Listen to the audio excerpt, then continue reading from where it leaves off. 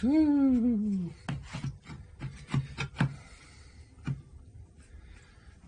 This right there. Yeah. Yeah, that's right on it.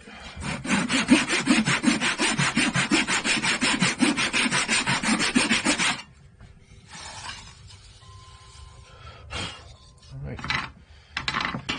That's how to cut out the board and then stain it.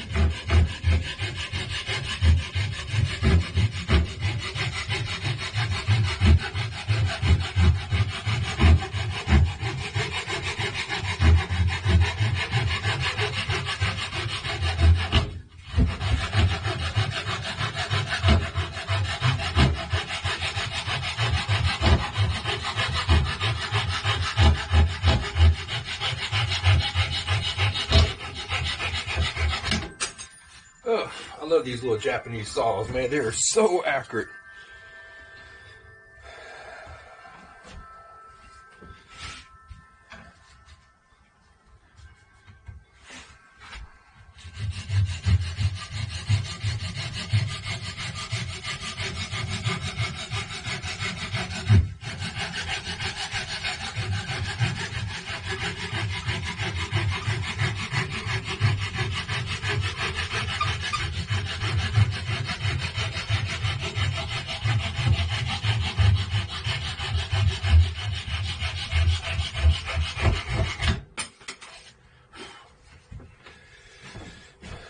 Clean it up. We'll clean it up on the disc sander.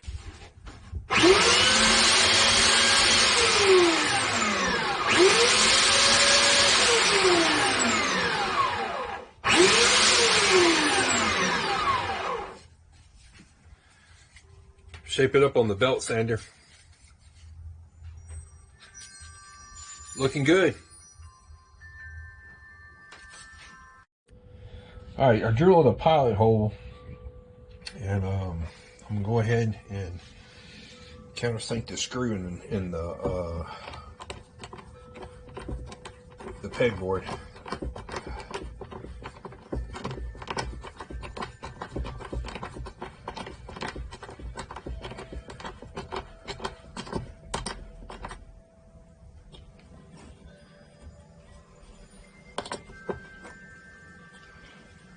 There we go. I think that's countersunk.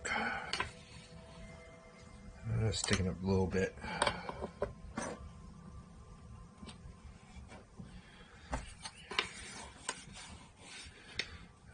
That's good enough.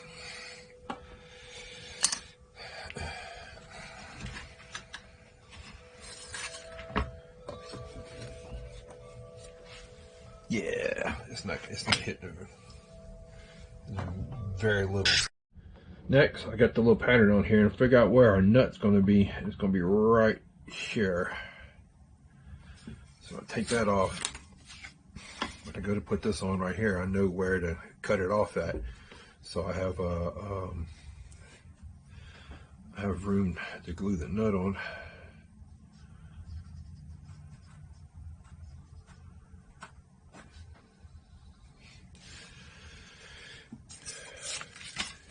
Both sides.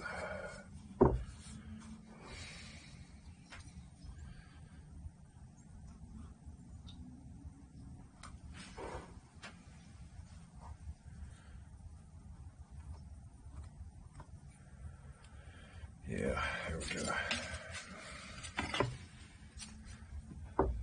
Yep. Get this side over here. Yep. All right, so I got this marked right here and right here.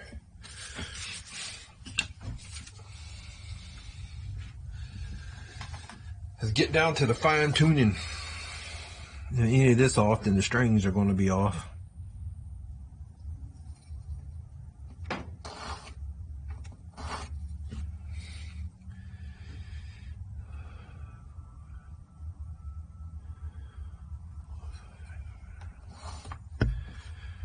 All right.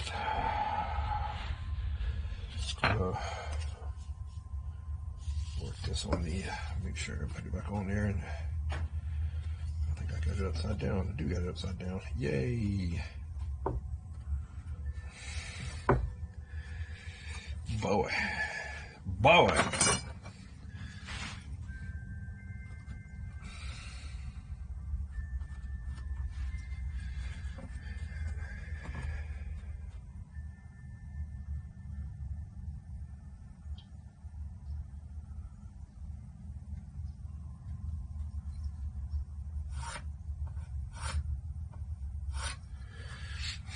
All right.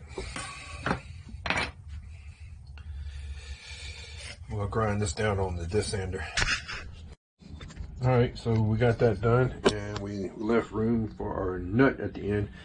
When we go put our fretboard on, we'll run our fretboard to right there, and we got that little space right there that we have enough room to glue on our nut.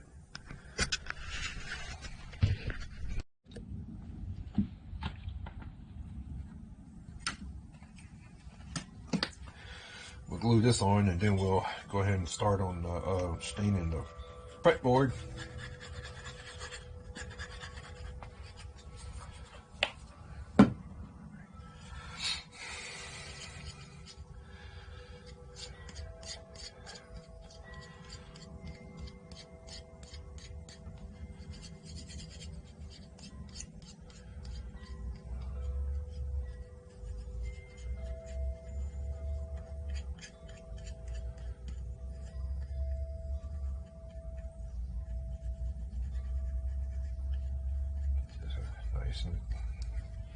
Get nice and smooth glued.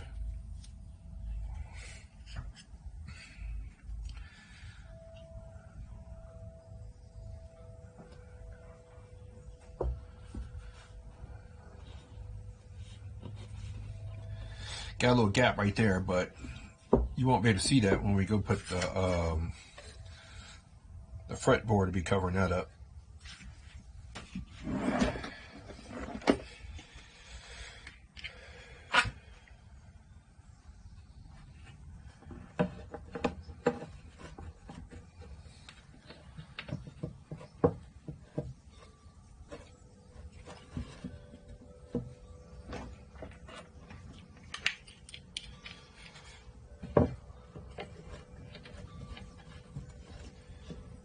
These little clamps are just indispensable. I just love them.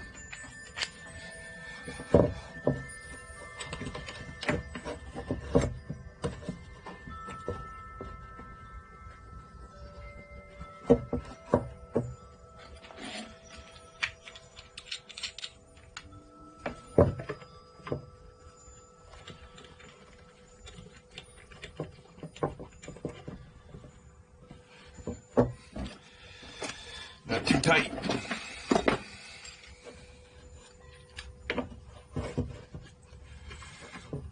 Starting to look like a lute. I wish my skill was high enough to where I could do the ribs. I saw where one guy takes cuts out a 20-degree wedge, and then he cuts that wedge in the circle body of a lute, half the size of a lute, and then he uses that ledge to bend and shape ribs. I plan on doing that, but with my saws, I don't have a saw big enough to cut a 6-inch wedge. I do have saws that do that, but it's just, you know, I enjoy my fingers, so. Anyway, so we got that on there. It's time just to let that glue up, and we'll move on to the fretboard. It's much easier to go ahead and stain the fretboard now than it is to get it on the instrument and stain it without getting it all over all the other parts of the instrument. So we're going to go ahead and do that. We'll do the fretboard a darker color.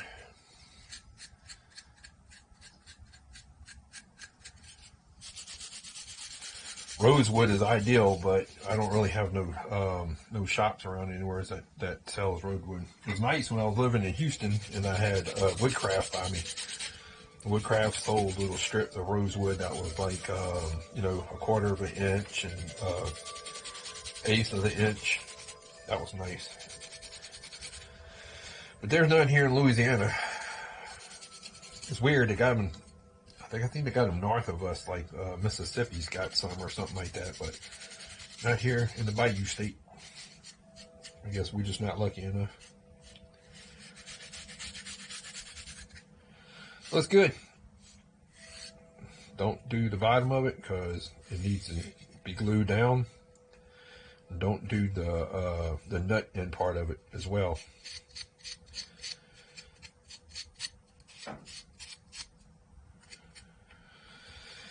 All right, just need to let that dry.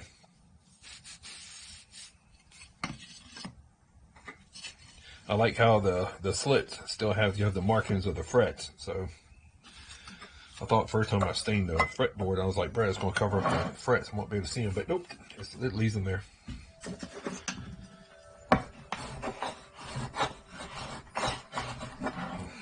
That's going to be the fretboard color. That's going to be the nut color. The bridge.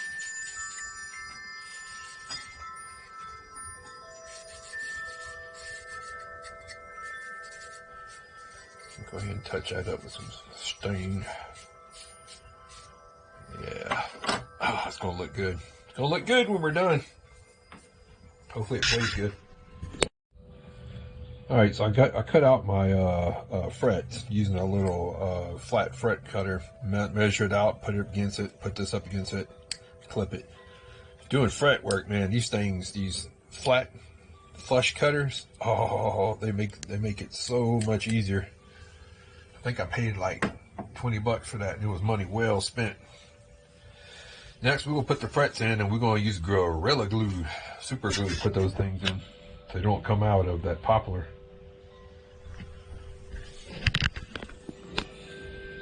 Looks good.